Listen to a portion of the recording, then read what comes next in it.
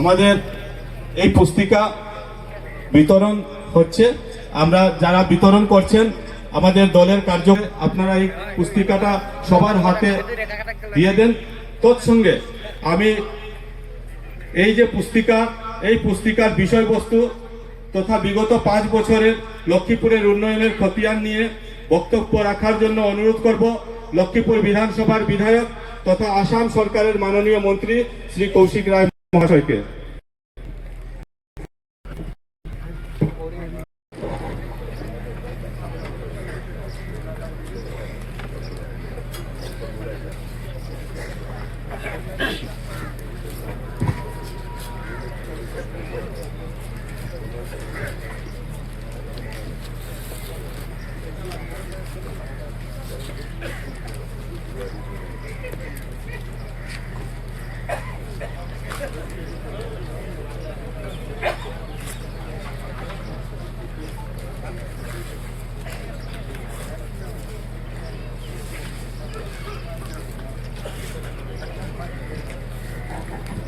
আমরা সবাই দেখছি যে মঞ্চ থেকে যে পুস্তিকা উন্মোচন করা হচ্ছে, এই পুস্তিকার নাম অটল অবিচল অগ্রগামী লক্ষ্মীপুরের উন্নয়নের অগ্রগতি।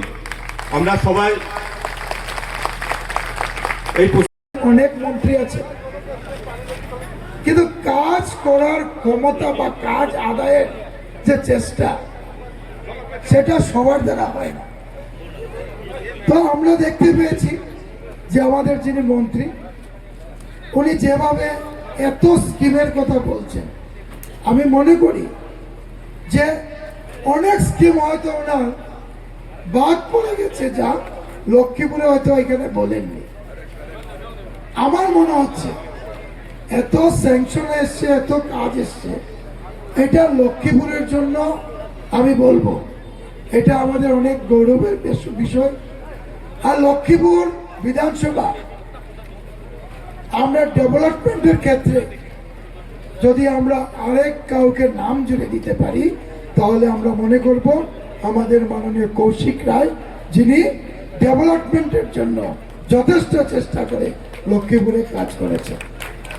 আমি আপনাদের কাছে অনুরোধ করব যে আপনারা সব সময় আমাদের সঙ্গে আছেন, আগামী দিনেও থাকবেন আমি মনে করি।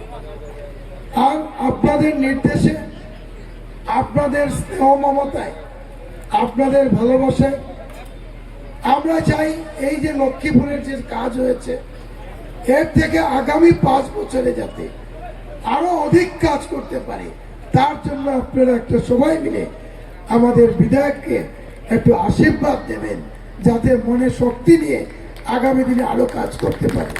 সেটা প্রমাণ করে আজকে যারা আপনারা উপস্থিত হয়েছেন, আপনাদের দলের তরফ থেকে আপনাদেরকে আর কি আমন্ত্রণ করা হয়েছে। এখানে মঞ্চে আছেন আমাদের আসাম রাজ্যের মন্ত্রী মাননীয় কৌশিক রায় মহাশয়, যিনি লক্ষ্মীপুর বিধানসভার বিধায়ক। মঞ্চে আছেন আমাদের বিশিষ্ট শিক্ষাবিদরা আছেন, নেহেরু কলেজের এবং বিভিন্ন প্রতিষ্ঠানের যারা